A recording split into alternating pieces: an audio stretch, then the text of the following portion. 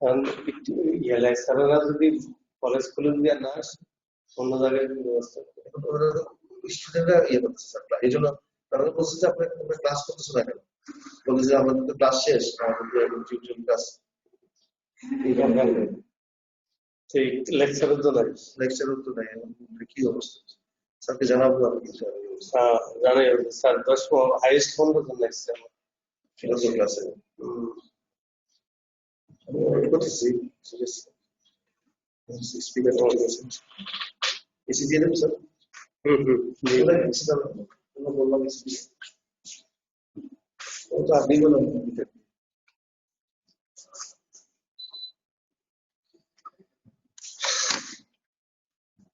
Hello, তোমরা কি আমাকে শুনতে পাচ্ছ? জি স্যার। আচ্ছা আচ্ছা, শোনো, শান্তা, ফজলে রাব্বি, তোমাদেরকে তো এখানে আরো অন্যান্য যাদেরকে, শহীদুল্লাহ, তোমাদেরকে আমি প্রতিদিনই দেখি, তোমরা প্রতিদিন আসো। তোমাদের অন্য বন্ধুরা বান্ধবীরা কোথায় বলো তো? মানে এত পুয়ার তোমাদের অ্যাটেন্ডেন্স, তাইলে তো মনটা খুব খারাপ লাগে। আমি তো রাব্বিরে তো আমি প্রতিদিন দেখি, তুমি যদি রেগুলার ক্লাস অ্যাটেন্ড করতে পারো তো অন্যান্য বন্ধুরা কেন পায় না? বলবা তো যে স্যার আমি অ্যাটেন্ড করে আমাকে শুনতে হয়। ভালো, তোমাদের নাম আমি লিখে রাখছি, তোমাদের একটা বেনিফিট আসবে এটার থেকে। কিন্তু সবাইকে একটু বলো, হ্যাঁ, আরো যদি অ্যাটেন্ডেন্স না পারে আমার তো ক্লাস থেকে ভালো লাগে না। যাই হোক, আমি শুরু করে দেই আজকে। আজকে বলেছিলাম তোমাদেরকে ব্লিডিং ডিসঅর্ডার পড়াবো আমি, কিন্তু এর আগে একটা জিনিস, একটা টপিক রয়ে গেছে, এটা একটু আলোচনা করে নেই। এমডিএস। এমডিএস হলো মায়েলোডিসপ্লাস্টিক সিনড্রোম। এমডিএস হলো মায়েলোডিসপ্লাস্টিক সিনড্রোম। এমডিএস এর মধ্যে তোমাদের ক্লাসিফিকেশনটা ইম্পর্টেন্ট, ক্লিনিক্যাল ফিচার্স এবং হাউ ইউ ডায়াগনোস। আমি অল্প কিছু কথা বলবো এটা নিয়ে। ডাব্লিউএইচও একটা ক্লাসিফিকেশন দিয়েছে এমডিএস এর, সেটা হলো refractory cytopenia with unilineage dysplasia. কথা বুঝেছো? Refractory cytopenia with unilineage dysplasia. Unilineage মানে হলো একটা লাইনে, আইদার ইরিথ্রয়েড অথবা মেগাকেরোসাইটিক অথবা গ্রানুলোসাইটিক, যে কোনো একটা লাইনে যে তোমার ডিসপ্লেসিয়া হবে, এন্ড রিফ্র্যাক্টরি সাইটোপেনিয়া বলি এটাকে। এটার মধ্যে কি কি আছে? যেমন রিফ্র্যাক্টরি এনিমিয়া আছে, যেমন রিফ্র্যাক্টরি নিউট্রোপেনিয়া আছে, যেমন রিফ্র্যাক্টরি থ্রম্বোসাইটোপেনিয়া আছে, এবং আরেকটা যেমন আছে refractory anaemia with ring sideroblast. Ring sideroblast পাবে এটার মধ্যে। তাহলে refractory anaemia, neutropenia, thrombocytopenia and anaemia with ring sideroblast. তাহলে these are refractory cytopenia with unilineage dysplasia.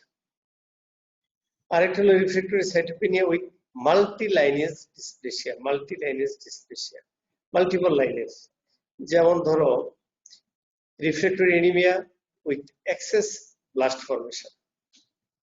ব্লাস্টটা হলো তোমার গ্রানুলোসাইটিক সিরিজের, তাইলে দুইটা লাইনের হলো এখানে, refractory anaemia with excess blast formation type 1 and type 2, এটা দুই রকম আছে। Refractory anaemia with excess blast formation type 1 and type 2 দুই রকম আছে। আর হলো myelodysplastic syndrome associated with isolated deletion. আর একটা হলো চাইল্ডহুড মায়েলোডিসপ্লাস্টিক সিনড্রোম। কেমন? নামগুলো তোমরা, এই নামগুলো তোমরা মনে রাখো, যাতে ক্লিনিশিয়ান যখন হবা অথবা যখন ডাক্তার হবা তখন তুমি নামটা শুনো না, এই কথা যাতে বলতে না। আমি অনেক কিছু পরে যাব, কিন্তু তোমাদের পরীক্ষাতে এগুলো ধরবো আমি। তোমাদের টোটাল যতজন স্টুডেন্ট থাকবে তার 5% কে আমি এই মায়েলোডিসপ্লাস্টিক সিনড্রোম ধরবো। কথা বুঝছো? যাদেরকে ধরি, যদি দু একটা কথা বলতে পারো অনেক ভালো নাম্বার পাবে।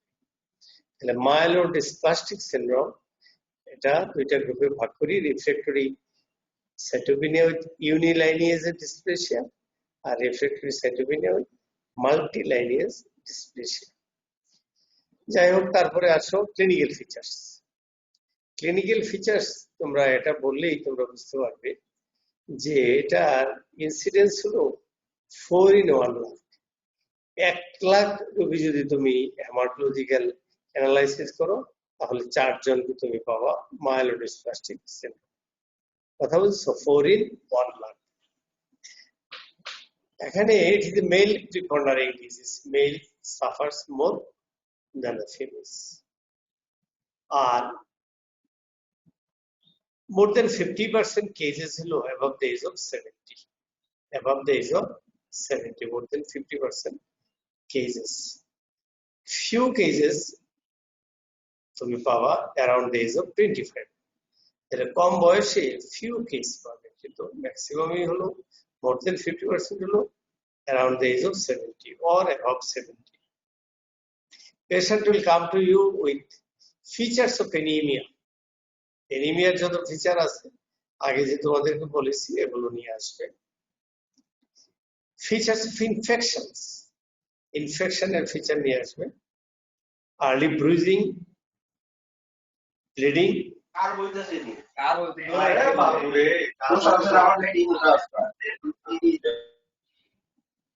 কি এনি প্রবলেম? তোমাদের কোনো প্রবলেম আছে? আচ্ছা, আর ফাংশনস ইম্পেয়ার্ড হবে কাদের? নিউট্রোফিলের, মনোসাইটের এবং প্লেটলেট। নিউট্রোফিল, মনোসাইট এবং প্লেটলেটের functions impaired. These are the clinical features. তাহলে ইনসিডেন্সটা বললাম 4 in 1 lakh. Male prepondering disease, that is male suffers more than the females. More than 50% will above the age of 70 or around the age of 70, but a few cases are found around the age of 25. Features of anemia, features of infections, early bruising, bleeding, and functional impairment of neutrophil, monocyte, and platelet. Now, laboratory diagnosis. How will you diagnose such a case in the laboratory? ল্যাবরেটরিতে peripheral blood film করবে, bone marrow study করবে। Peripheral blood film যদি করো তুমি দেখবে যে features pancytopenia, মানে RBC, WBC and platelet সবই কমে যায়। প্যানসাইটোপেনিয়া। এই এনিমিয়াটা যে হয় সেটা হলো হাইপোক্রোমিক কিন্তু ম্যাক্রোসাইটিক। ম্যাক্রোসাইটিক সেলের সাইজ, আরবিসির সাইজ বড় থাকে, বাট হাইপোক্রোমিক। তাহলে প্যানসাইটোপেনিয়া মানে এনিমিয়া, লিউকোপেনিয়া এন্ড থ্রম্বোসাইটোপেনিয়া, তুমি এগুলো পাবে পেরিফেরাল ব্লাড ফিল্ম। বোন ম্যারোতে তুমি কি পাবে? বোন ম্যারোতে মেজরিটি কেসে তুমি পাবে সেলুলার ম্যারো। সেলুলার ম্যারো এরকম কিরকম পাবে? ওখানে দুটো তিনটা জিনিস ভালো করে মনে রাখো। মাল্টি নিউক্লিয়েটেড নর্মোব্লাস্ট পাবে, নর্মোব্লাস্ট, মাল্টি নিউক্লিয়েট নর্মোব্লাস্ট। গ্রানুলোপয়েসিসটা দেখবে ডিফেক্টিভ গ্রানুলোপয়েসিস, অ্যাসিনক্রোনাস মানে ডিফেক্টিভ গ্রানুলোপয়েসিস, আর ডিসপ্লাস্টিক মেগাকিলোসিস। তোমাদের মুখস্থ করে মনে রাখতে হবে, কারণ স্লাইড দেখে তোমরা বুঝবে না। আমাদের প্যাথোলজিস্ট তোমার মেজরিটি মাইলোডিসপ্লাস্টিক সিনড্রোম ডায়াগনোস করতে অক্ষম হবে। তাহলে মুখস্থ মনে রাখতে হবে। কি বলবা তুমি? বোন ম্যারোতে মাল্টি নিউক্লিয়েট নর্মোব্লাস্ট পাবে, ডিফেক্টিভ গ্রানুলোপয়েসিস দেখবে, আর dysplastic megakaryopoiesis. Dysplastic megakaryopoiesis. In a minority of cases তুমি দেখবে যে হাইপোপ্লাস্টিক ম্যারো, বোন ম্যারোটা হাইপোসেলুলার দেখবে এবং এই সেল লাইনেজ গুলো রিপ্লেস বাই ফাইব্রোসিস। ফাইব্রোসিস দেখবে। হাইপোসেলুলার ম্যারো এন্ড ফাইব্রোসিস কিছু কিছু ক্ষেত্রে, মাইনরিটি অফ ডিফেক্ট, মেজরিটিতে সেলুলার ম্যারো দেখবে, বাট এখানে abnormality multi nucleate normoblast, defective granulopoiesis, dysplastic megakaryopoiesis. তাহলে this is all about MDS, myelodysplastic syndrome. মনে রাখো তোমরা এটা ও ভালো করে। আবার আমি তোমাদেরকে ফর রিক্যাপিচুলেশন আবার বলছি যে classification, clinical features and lab diagnosis. ক্লাসিফিকেশনে refractory cytopenia with unilineage dysplasia আর refractory cytopenia with multilineage dysplasia। Unilineage এর মধ্যে refractory anemia, refractory neutropenia and refractory thrombocytopenia। আর একটা হলো refractory anemia with ring sideroblast। এটা আবার multilineage এর মতো, refractory anemia with multilineage, ওখানে excess blast type 1 and type 2 are MDS with ring sideroblast and isolated deletion and childhood MDS। বাচ্চাদের ওই যে আগে বলেছি কিছু কিছু বাচ্চাদের হয় কম বয়সে, মানে ওই যে অ্যারাউন্ড দি এজ অফ 25 বা তারও নিচে কিছু হতে পারে। Clinical features incidence 4 in about 1 lakh। Male suffers more than the females, majority above the age of 70। Patient will come to you with features of anemia, features of infection, early bruising, bleeding, and functional impairment of polymorph, monocyte, and platelet। Now, laboratory diagnosis, peripheral blood film আর bone marrow report। peripheral blood film কিভাবে? pancytopenia পাবে, pancytopenia। আর বেশিগুলো macrocytic but hypochromic.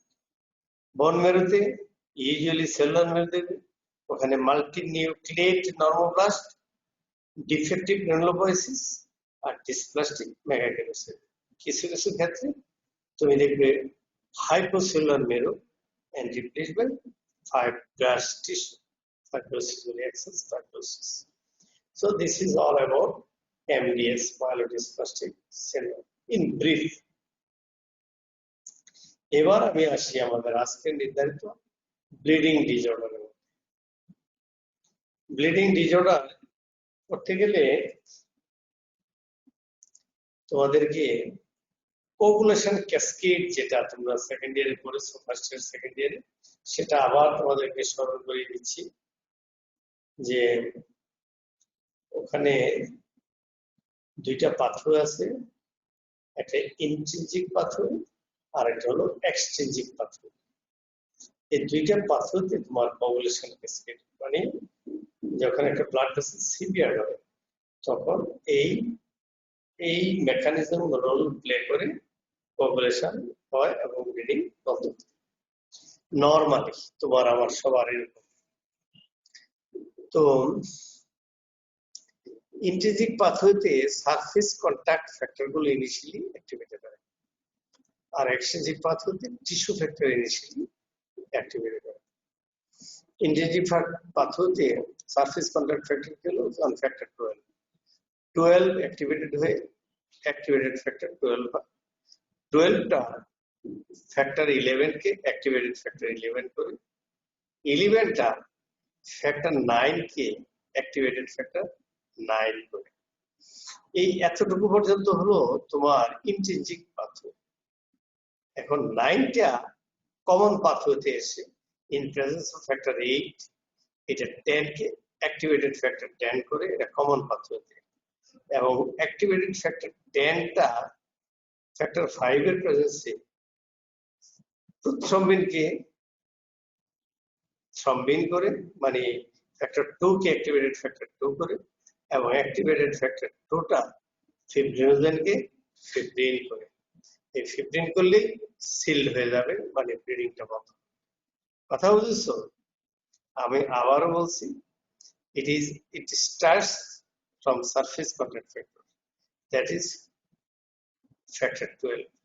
Factor একটা blood vessel যখন severe হবে factor 12টা activated হয়ে factor 12A হবে, মানে অ্যাক্টিভেটেড ফ্যাক্টর 12। 12 এটা 11 কে অ্যাক্টিভেটেড করবে, 11A করবে। 11টা ফ্যাক্টর 9 কে তোমার কি করবে, ফ্যাক্টর অ্যাক্টিভেটেড ফ্যাক্টর 9 করবে। এতটুকু পর্যন্ত ইন্ট্রিনজিক পাথওয়ে। এইটা কমন পাথওয়েতে ঢুকে গেল। এবার এটা 9টা ফ্যাক্টর 10 কে in presence of 8 activated factor 10 করে, 10টা in presence of factor 5 factor 2 কে অ্যাক্টিভেটেড ফ্যাক্টর 2 করে, এবং অ্যাক্টিভেটেড ফ্যাক্টর 2টা ফিব্রিনোজেনকে কনভার্ট করে ইনটু ফিব্রিন। ক্লিয়ার? আর extrinsic pathway it starts with the activation of factor 3. Factor 3 টা কি? টিস্যু থ্রম্বোপ্লাস্টিক, টিস্যু ভেক্টর বলি আমরা সংক্ষেপে। তাইলে এইটা যখন অ্যাক্টিভেটেড হয়, এই ফ্যাক্টরটা ফ্যাক্টর 7 কে অ্যাক্টিভেটেড করবে, ফ্যাক্টর 7A হবে, মানে অ্যাক্টিভেটেড ফ্যাক্টর 7। এই 7টা তোমার কমন পাথওয়েতে ঢুকে গেল, কাকে? 10 কে অ্যাক্টিভেটেড ফ্যাক্টর 10 করবে, এবং 10টা আবার ওই 5-এর প্রেজেন্সে 2 কে অ্যাক্টিভেটেড টু 2টা 1 কে ফিব্রিন করবে। তাহলে this is the coagulation cascade normally this happens. এখন এটা যে বললাম, এটা তো তুমি বুঝতে পারতেছো, যদি কোথাও কোনো প্রবলেম দেখা দেয় তাহলেই তো তোমার এই coagulation-এ পড়বে। তাহলে আমরা বললাম extrinsic pathway আর intrinsic pathway আর common pathway। common pathway, extrinsic pathway, intrinsic pathway। এখন আমরা ধরো আমরা চিন্তা করতেছি যে এই পেশেন্টের প্রবলেম হলো এক্সচেঞ্জিং পাথওয়ে, তখন আমরা একটা টেস্ট করতে বলি, ওটা করবা পিটি করো, পিটি করবা। কারণ পিটি যদি করো তোমার সুবিধা হবে, তুমি দেখবে যে ওই কমন পাথওয়েতে মানে জাস্ট ফিব্রিন হওয়ার আগে ফ্যাক্টর 2টা অ্যাক্টিভেট ফ্যাক্টর 2, তাহলে পিটি করলে আর যদি পারো, যদি সম্ভব হয় পেশেন্টের টাকা পয়সা থাকে, বোধ পিটি আর পিটি, তাহলে একটা পেশেন্টে পিটিটি প্রলং, পিটিটি প্রলং তার মানে হলো তার ডিফেক্ট হতে পারে না এক্সচেঞ্জিং পাথওয়ে, বা পিটি প্রলং তার ডিফেক্ট হতে পারে ইন্ট্রিনসিক পাথওয়ে বা এক্সচেঞ্জিং পাথওয়ে বা কমন পাথওয়ে, অথবা যদি সমস্ত কোগুলেশন ফ্যাক্টরের এগেইনস্ট অ্যান্টিবডি তৈরি করে, তাহলে these antibodies will put the coagulation factor, these are antigen, তাহলে both PT and PTT। কথা বুঝছো? ক্লিনিক্যাল ওয়ার্ডে যখন তোমরা যাবে, যখন পেশেন্ট দেখবে, পেশেন্টের বেড থেকে তোমরা আবার এটা ক্লিয়ার করতে পারবে, তখন তোমরা কখন তোমরা পিটি করবে, কখন পিটি করবে। ধরো তোমাদেরকে একটা এক্সাম্পল দিই, একটা পেশেন্ট আসলে তোমাদের মেডিসিন ওয়ার্ডে সিভিয়ার লিভার ডিজিজ, জন্ডিস হয়েছিল পেশেন্টের, আজ থেকে 1 মাস আগে তার সিভিয়ার লিভার ডিজিজ। সে বললো তোমাকে, বা তার অ্যাটেন্ডেন্ট বললো যে পেশেন্টের একটু ব্লিডিং, এই ব্লিডিংটা বের করার জন্য তোমাকে এই টেস্টগুলো করতে হবে, পিটি করতে হবে। কথা বুঝেছো? এই টেস্টগুলো এটা বোঝার জন্য তোমাকে পিটি করতে হবে। যদিও ব্লিডিং 2টা কারণ করে এখানে, কিন্তু কোন 2টা কারণ তোমরা সবাই জানো, এগুলো আমি তবু একটু বলে দিচ্ছি। একটা কারণ হলো liver is in severe disease condition, severe disease কন্ডিশনে আছে লিভার, তাহলে it will not be able to synthesis the coagulation factor। তোমরা সবাই জানো coagulation factor গুলো সিনথেসিস হয় না লিভারে, লিভারের ব্যারাম হয়ে গেছে, কাজে coagulation factor গুলো সিনথেসিস হয়। coagulation factor সিনথেসিস না হলে coagulation ক্যাসকেড হবে না। নাম্বার 2, এই সিভিয়ার লিভার ডিজিজটা it may lead to cirrhosis। Hepatitis হিসেবে স্টার্ট করেছে, এখন সিরোসিস হয়েছে। সিরিয়াসলি তোমরা সবাই জানো পোর্টোকেবল অ্যানাস্টোমোসিস সবাই তোমরা পড়েছো। পোর্টাল এবং সিস্টেমিক অ্যানাস্টোমোসিস এগুলো কি হয়?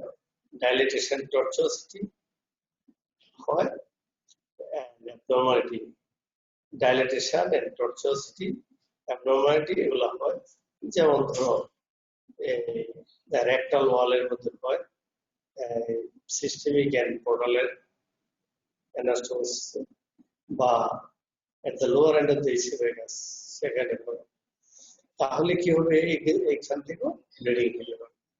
ব্লিডিংটা দুটো কারণেই হয়, due to rupture of the portocaval anastomosis or due to inadequate or less তোমার coagulation factor synthesis by the liver। কেমন? তো এবার আসো আমরা ভাগ করে নিই যে ব্লিডিং ডিজঅর্ডার গুলোকে আমরা কয়টা ভাগে ভাগ করি। ব্লিডিং ডিজঅর্ডার গুলো ভাগ করবো চারটা পাঁচটা ভাগে ভাগ করতে পারি। কিরকম? যেমন bleeding disorder due to vascular defect, bleeding disorder due to coagulation factor defect, আর bleeding disorder due to platelet deficiency, আর একটা হলো bleeding disorder due to abnormal platelet production, মানে প্লেটলেটের ফাংশনাল ডিফেক্ট। আর the last but not the least one is combined defect, মানে দুইটা তিনটা কারণ হতে পারে। কেমন? আমি এক্সাম্পল দিয়ে বলবো তোমাদেরকে কি কারণ, দুইটা কারণ একসাথে মিলতেছে। তাহলে vascular defect, coagulation factor defect, প্লেটলেটের কোয়ান্টিটেটিভ ডিফেক্ট মানে টোটাল প্লেটলেট কম, অথবা কোয়ালিটেটিভ ডিফেক্ট মানে তার ফাংশনটা নরমাল, আর কম্বাইন্ড। প্রথমে কম্বাইন্ড ডিফেক্টের একটা এক্সাম্পল দিই তোমাদের। এখানে প্লেটলেটেরও ডেফিসিয়েন্সি হয় এবং at the same time coagulation ফ্যাক্টরের ডেফিসিয়েন্সি, কোগুলেশন ফ্যাক্টরও থাকে না এই কম্বাইন্ড ডিফেক্টের মধ্যে। কিরকম? যেমন এক্সাম্পল হলো von Willebrand disease. Von Willebrand disease এখানে তোমার ভন ওয়েলব্রেন ডিজিজটা হয় কেন? ডিউ টু ডেফিসিয়েন্সি অফ কোন factor? Von Willebrand factor. Von Willebrand factor কিন্তু আলাদাভাবে কোগুলেশন ফ্যাক্টরের মধ্যে এটা নামকরণ পায়নি। তোমরা সবাই জানো কোগুলেশন ফ্যাক্টর গুলো fibrinogen, prothrombin, thromboplastin, ionised calcium, লেভাইল factor, stable factor, অ্যান্টিওভেলিক লিউমিন, Christmas factor, Stewart পাওয়ার, প্লাজমা থ্রম্বোপ্লাস্টিন অ্যান্টিসিডেন্ট, আর হিজবেল ফ্যাক্টর। এটা 12টা ফ্যাক্টর, একদম মুখস্থ ছোট। ভন ওয়েলব্রেন ফ্যাক্টর আমি বলি, কিন্তু ভন ওয়েলব্রেন ফ্যাক্টর নামে একটা ফ্যাক্টর একটা সময় আসবে যখন এটা আলাদা নাম করবে। তো এইটা এখন কাজ করে কার সাথে? ফ্যাক্টর 8 এর সাথে। ফ্যাক্টর 8 এর হাতে ধরে রাখে ভন ওয়েলব্রেন। তো ভন ওয়েলব্রেন ফ্যাক্টর যদি না থাকে কারণ ফ্যাক্টর 8 কাজ করতে পারে, তাহলে পেশেন্টের কি হবে? কোগুলেশন ডেফিসিয়েন্সি এবং পেশেন্টের ব্লিডিং। কথা বুঝেছো? আর এই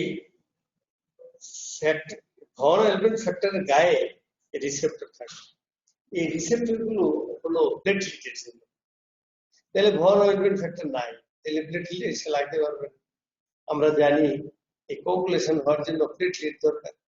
প্লেটলেটের কি অ্যাক্টিভেশন হয়, এগ্রিগেশন হয়, রিলিজ রিঅ্যাকশন হয়, ফার্দার প্লেটলেট জমা হয়, ফিব্রিন এসে জমা হয়, তারপরে সিল্ড হয়ে যায়। যে ভেসেলটা ইনজিউর হলো sealed.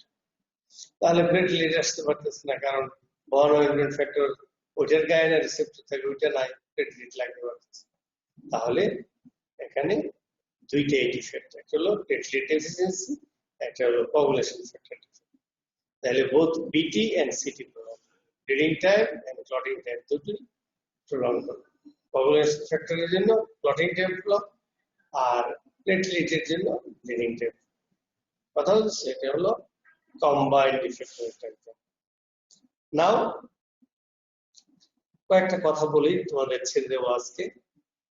Vascular defect, vascular defect নিয়ে বলতেছিলাম দাদা। ভাস্কুলার ডিফেক্ট দুই রকম আছে, একটা হলো ইনহেরিটেড আর একটা হলো acquired vascular defect. Inherited vascular defect হলো যেমন haemorrhagic, hereditary hemorrhagic telangiectasia, other connective tissue disorders, and giant cavernous hemangioma. Giant cavernous hemangioma এগুলো হলো vascular defect. hereditary hemorrhagic telangiectasia, connective tissue disorder, and giant cavernous hemangioma. Acquired vascular defect যেমন simple easy bruising, senile purpura, purpura with infection, scurvy, and steroid purpura. এটা তোমরা ওয়ার্ডে দেখবে একটা পেশেন্টের steroid দিয়েছে, ধরো নেফ্রাইটিস সিনড্রোম নিয়ে আসছে, মিনিমাল চেঞ্জ গ্লোমেরুলোনেফ্রাইটিস থেকে তার নেফ্রাইটিস সিনড্রোম হয়েছে বাচ্চাটা, তাকে স্টেরয়েড প্রেডনিসোলোন দিয়েছে 1 milligram per KG body weight per day. এই হিসেবে দেখা গেল তার 1 মাস 1.5 মাস 2 মাস পরে তার পারপিরিক স্পট, এটাকে বলি আমরা স্টেরয়েড পারপিউরা। স্কারবি মানে ভিটামিন সি ডেফিসিয়েন্সির জন্য পারপিউরা হয়, এটাকে বলি স্কারবি পারপিউরা। আর পারপিউরা উইথ ইনফেকশন, যেমন ধরো neisseria meningitis, clostridium welchii infection, এইগুলাতে তোমার পারপিউরা দেখা যায়, এটাকে বলে পারপিউরা ইনফেকশন। আর একটা হলো সেনাইল পারপিউরা, বয়সে, বয়স যদি বাড়ে তাই তোমাদের এখন এগুলো দেখবে না, বয়স আমাদের চেয়েও আরো বেশি বয়স হলে তোমার এই পারপিউরা হয়, এটাকে বলে সেনাইল পারপিউরা। তাহলে vascular defect hereditary and acquired. Hereditary কি বলেছি? Hereditary haemorrhagic telangiectasia, connective tissue disorder, giant cavernous haemangioma. Acquired কি বলেছি? Simple easy bruising, senile purpura, purpura with infection, scurvy and steroid purpura. তাহলে আজকে এতটুকুই থাকো। নেক্সট ক্লাসে আমি coagulation disorder, bleeding disorder and blood flow system একসাথে শেষ করব। কেমন? তো থ্যাংক ইউ অল।